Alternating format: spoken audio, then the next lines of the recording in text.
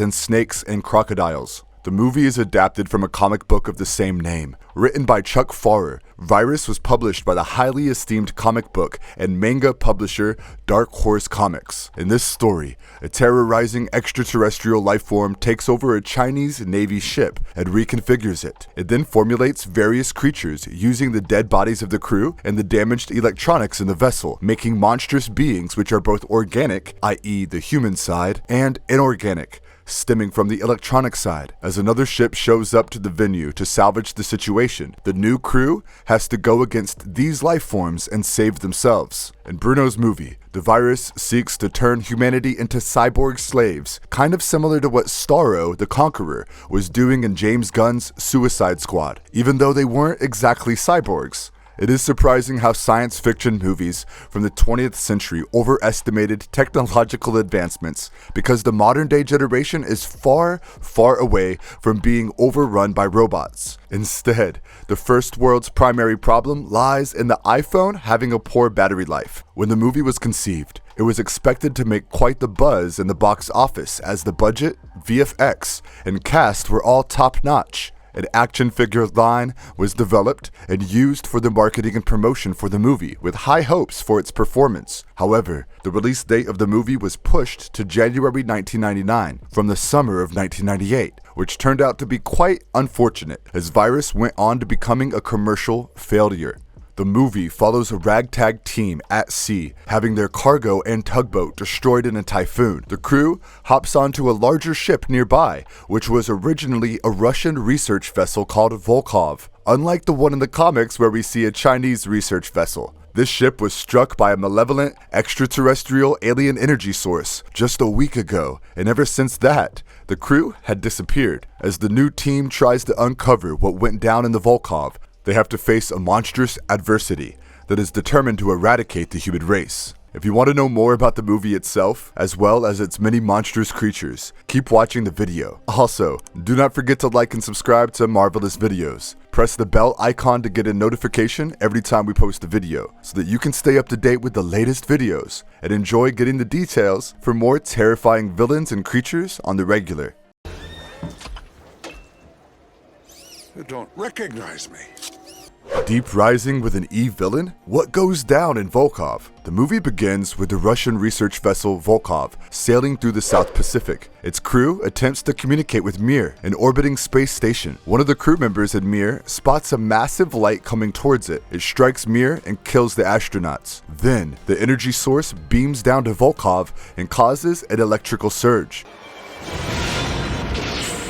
The crew is subsequently attacked and the energy takes over the mainframe computer. A week later, the tugboat Sea Star sails through a typhoon in the South Pacific Ocean. It is captained by Robert Everton, played by Donald Sutherland, who evidently has an alcohol problem, something very common for sailors to have. The typhoon causes the engine room to get flooded. Captain Everton loses his uninsured cargo as well. As Sea Star gets to the eye of the storm, they decide to take the opportunity and make repairs. Lost in the ocean, Squeaky uses the radio to find help when Foster, played by Jamie Lee Curtis, spots Volkov on the radar. Everton, who is now trying to kill himself, probably because he just went through exponential loss of fortune due to his cargo going poof in the sea, is notified about the new ship. Foster finds out that it's a ship for tracking missiles and satellites. They check the insides of the vessel to find it to be deserted and almost a mess, just like your room, except Everton realizes that the ship is possibly worth millions in salvage, unlike the spare bottles in your room.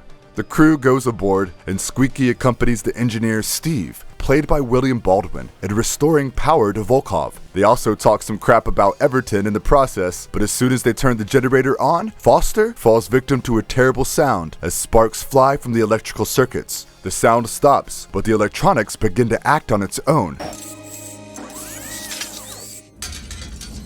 It makes an anchor fall on Sea Star, taking the ship down, while Hiko and J.W. Woods somehow manage to survive. As Steve leaves the engine room to save a drowning Hiko, a robotic creature with electronic spider legs kills Squeaky.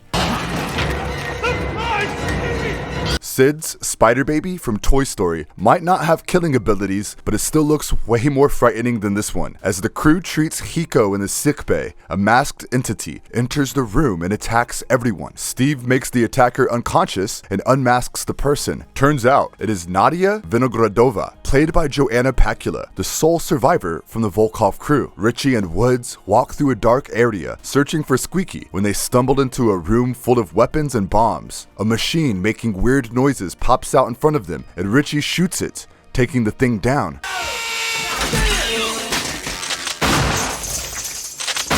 Unable to find Squeaky, Steve goes to search for him. Meanwhile, Nadia tells Everton that the crew had to shut down the generators because that's what it was getting its power of traveling through the ship from. Gonna hurt you. Turn off the power. She also tells them that her crew is dead and runs away after pushing Everton. Foster chases after her and reassures her that they wouldn't hurt her. Nadia then tells her about the attack at Mir, which destroyed Volkov and its 300 members. It took over the system and began to learn about it by itself, making the machines enemies of the people. You know, just your average girl talk. Foster thinks Nadia has gone nuts. Richie and Woods enter a room where machines are seen acting by themselves. It attacks them with iron nails. If Nobara Kogasaki from Jujutsu Kaisen created a machine, this would be it. Woods senses a weird smell when a half-human, half-machine cyborg attacks them in the automated workshop. Fortunately, they kill the cyborg. Everton blames Nadia for Squeaky's absence, as well as for the anchor falling on Hiko. She tells him that he can kill her if he wants to, but he had to turn the power supply off, otherwise everyone would die. Just then, Richie and Woods bring the body of the cyborg to the room. Nadia recognizes it to be her husband and the captain of Volkov. She tells the crew that the energy that killed them scanned the computers to find out ways to kill humans, and used the automated workshops to use the dead people and turn them into cyborgs. They are skeptical about believing Nadia, but suddenly the ship is faced with another typhoon. This time, the crew realizes that the ship is sailing itself and saving it from the typhoon, so maybe Nadia isn't lying after all. Did you feel that? They head for the computer room, looking for Squeaky, and find him, but he's a cyborg now. Plus, he is here with another big robot, which is immune to bullets. It kills Woods. The others go to a different room and lock themselves in. Richie tries to use the radio to contact help, but Everton can't stop being a greedy scumbag and shoots the radio because getting help would mean that they wouldn't get the salvage money. Identifies that it wants to seize a British intelligence station in order to get its hands on the world's military forces. They decide to sink the ship, but Everton, who is now a cyborg, attacks them. They use a thermite hand grenade to blow him and empty the fuel tanks of the vessel to aid its explosion. Foster, Nadia, and Steve meet up with Richie, where they are attacked by another giant robot.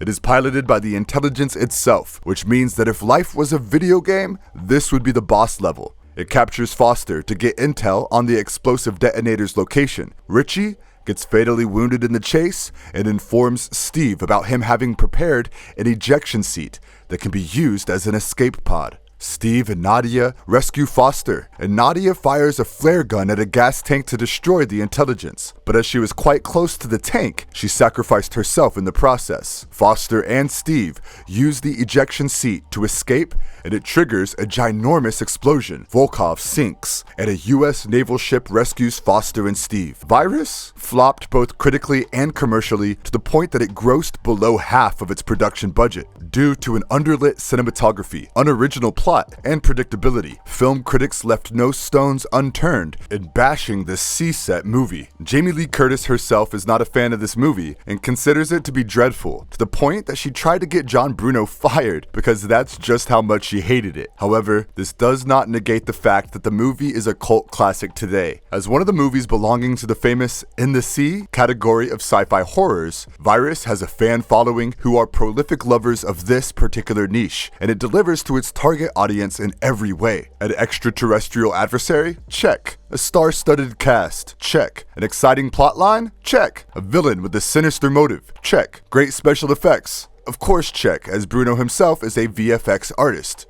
It is not wrong to say that the movie is predictable, and similar to the 1998 flick Deep Rising, in quite a number of ways, but there is something in familiarity that draws the audience towards it every time. Think of chick flick movies or high school dramas. They often have very similar plot points with a popular set of high school kids who run the school and have rich parents. And the reason why they tend to be similar is because that's what people want. The same can be said for Virus, which is probably the main reason why it has a cult following.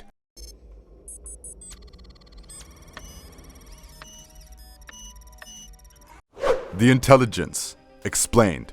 The intelligence, or the extraterrestrial force that caused Mir and Volkov to get destroyed, is the primary antagonist in Virus. It was adapted from Chuck Farrer's 1992 Dark Horse comic of the same name, i.e. Virus. It has one goal: the eradication of humanity by turning people into cyborgs. The alien here is not an organic being or creature, and instead a non-organic program that takes over the electronics in Volkov. In some ways, it is similar to Ultron from Marvel. Both are programs that deem the human race to be problematic, and both took over its surrounding technology. In case of Virus, it was the automated machines and computers of Volkov, and in case of Ultron, it was Jarvis and the Iron Legion. In Virus, the intelligence is a sentient being with awareness, as seen in the scene where the crew interacts with the program. As it analyzes humans, it comes to the conclusion that the human race is destructive, invasive, noxious, and harmful to the body of the whole. It considers mankind to be a virus that must be eradicated. The comics and the movie differ in what is considered to be the virus. In Farrer's work, the alien is the virus, which makes sense because it takes over the cyber system of Volkov and spreads itself throughout the framework in a very short period of time. This is similar to how fast a virus spreads in society, which is a very realistic comparison to make due to the COVID-19 pandemic. In the movie, the intelligence refers to mankind as virus, and that makes sense in its own way, as humans have populated the Earth like a virus, stealing and exploiting its resources, ruining the planet, causing wars, problems, and a terrible climate crisis. Anatomically, the intelligence is made out of electrical energy with no physical body, as seen from the very first scene when Mir is attacked by an energy source. However, this energy source is less of an attack beam used by another source, as it is a life form in itself. It can travel distances in space and does not require oxygen to do so. It is encapsulated in blue and purple lightning bolts. Its form allows it to travel through the electrical circuits of Earth with ease, making it dangerous, since this way it can get access to the databases without effort and learn everything it would need to know to bring mankind to its knees. As a highly intelligent being, it readily learns what it needs to do to kill the crew in the ship. After attacking Mir, it beams down to the Russian research vessel of Volkov and attacks the entire crew, where everyone dies except Nadia. It only takes a few hours to know everything it can about the technology available on the Russian vessel, as Volkov was a ship that specialized in tracking down missiles and satellites. The intelligence got access to high-end Russian technology and took over the entire system. Later, Foster and Nadia realized that the intelligence was steering Volkov to Lord Howe Island, where it wanted to use a British intelligence system to take over the world's military forces. So clearly, its ambitions were big, and it desired more and more power to fulfill its objectives. It uses the knowledge it gathered on humans and electronics to turn the dead people into cyborgs by fusing them with one another. And what's even more incredible about its abilities is that these cyborgs almost bring humans back to life, but without any of the humanity. It infuses its sentience into its creations, giving them more of a realistic character instead of creating robots that look dead. It can be deduced that after gaining knowledge on people, the intelligence decided to eradicate mankind, like Ultron, but that would not explain why it attacked in the first place. So, the being having already made up its mind about destroying humans before attacking is a more plausible option in this scenario. Its high efficiency in maneuvering through human technology allows it to operate anything mechanical. It uses several drones to lure the crew from Sea Star into the room with the computer, where it proves itself to be aware and intelligent enough to communicate with humans, as its voice resonates throughout the room. Its voice is, of course, super mechanical, sounding almost like a pitched down but muffled Batman voice, which has been auto-tuned. Its human-machine hybrid creations are probably closer to its own kind. Are you the dominant life form? These hybrids come in various forms that vary in shapes and sizes, but they with human corpses to create these cyborgs. Cyborgs in general are man-machine hybrids. Think Cyborg from DC Comics. Instead of using organics in this creation, the intelligence used the entire body of the dead crew members. The members do not necessarily need to be dead though, as seen in the scene where a cyborg of Everton attacks Foster and the others, so it can turn people into cyborgs without killing them. However, the intelligence killed the crew as it considers humans to be destructive. These cyborgs have a power source in their brains. The intelligence helps keep it alive. Golems. These are robots which are bigger than the Gatherers and cyborgs. In fact, they are 7 feet in the comics. They have 4 arms and legs with human muscles wrapped around them. Like 4 Arms, the alien from Ben 10, they are extremely strong and can tear through metal with little to no effort.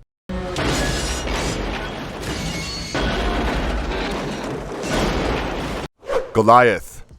Towards the climactic scene, it creates a high-end cybernetic body for itself as it attacks Foster. The height of this being is 9 feet, and it is heavily armed and armored with the equipment it got on the ship. The Goliath has 4 spider-like legs with a humanoid top, with 4 arms. In a way, it is similar to most of the other creations of the intelligence. It is like a hybrid of them all. It needed to be attached to cables to have a constant source of power, as it is literally a monstrosity. In the comics, the vessel becomes a new home for the intelligence. The reason why the intelligence wanted to destroy mankind is not known. There must be a reason why it resented mankind to such a large extent. If it does not have experience on Earth, it could possibly be man's creation itself. Maybe a person who strives to eradicate humanity to restore balance on Earth is behind the creation of this energy source. As it is sentient, this could just be a bioweapon. Instead of a human, it could be another alien life form that created the intelligence to destroy humanity on Earth. Man being a virus might just be an excuse, and they could have the objective to colonize Earth. If created by humans, the talk about wanting to destroy humanity could be an over-exaggeration. Instead, it is possible that the intelligence was created to destroy certain countries in particular. However, as seen with technology and artificial intelligence, misinterpretations are quite common, so it went on a rampage, wanting to destroy any human that came in its way. Help me to survive. Is the virus a prequel to The Matrix? When making a correlation to virus, people are likely to bring up the 1998 action horror film Deep Rising. The two films are similar in various ways, and critics have often labeled them as the same movie. In both movies, we see boats sailing through the Pacific Ocean. They come across a larger vessel, which seems to be deserted. Both the ships have been overrun by a vicious adversary, and storms are prevalent throughout both settings. However, a deeper dive into the nature of the sentient creature brings about another comparison with the iconic movie The Matrix. The Matrix came out in March 1999, approximately 2 months after Virus. In The Matrix, the machine consciousness known as Agent Smith refers to humanity as a virus, similar to the intelligence, where Virus shows the intelligence going haywire through the circuit system, determined to take over the electronic circuits of other countries. It does not gloss over what would happen if it succeeded in its mission. In The Matrix, we see that machines have taken over, and humanity is a slave to them.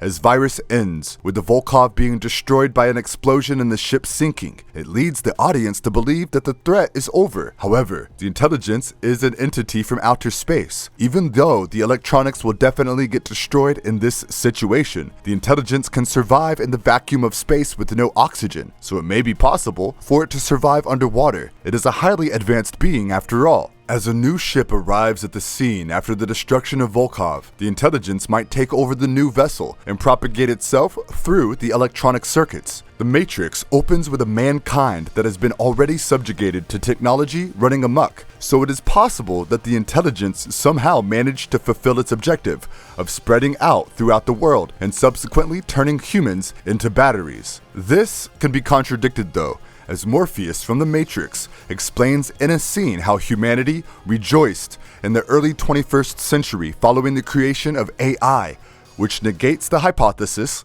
that the intelligence wreaked havoc as it gained power. The theory is imperfect, but there are some similarities between the two movies, which make this a possible situation, as the creatures in Virus are sort of similar to the robots in the early version of Matrix. The intelligence speaking about humanity was also very similar to how Agent Smith described humanity. Not just the words, but also the tone. There's also a part where Agent Smith mentions the phrase, "during my time here." This raises the question, where did it come from? Well, it could have actually come from anywhere, but these correlations with Virus makes it an interesting theory. Agreed, humanity being a virus is not a very unique concept used by Ferrer, as this is a common perspective extraterrestrial antagonists have had in the course of science fiction. However, nothing is ever truly original. Songs inspire other songs. Concepts inspire other concepts. Literature inspires more literature, and movies inspire more movies. It is common for industries to drop some Easter eggs here and there, correlating the movies in its verse to one another. This has been done in Disney as well as in Quentin Tarantino's movies, so it would not be too insane for science fiction movies to follow a little bit of this pattern to an extent. Have you watched this film and liked it? If you enjoyed our comprehensive video on this cult classic, then don't forget to like and subscribe to our channel if you haven't already. Till then,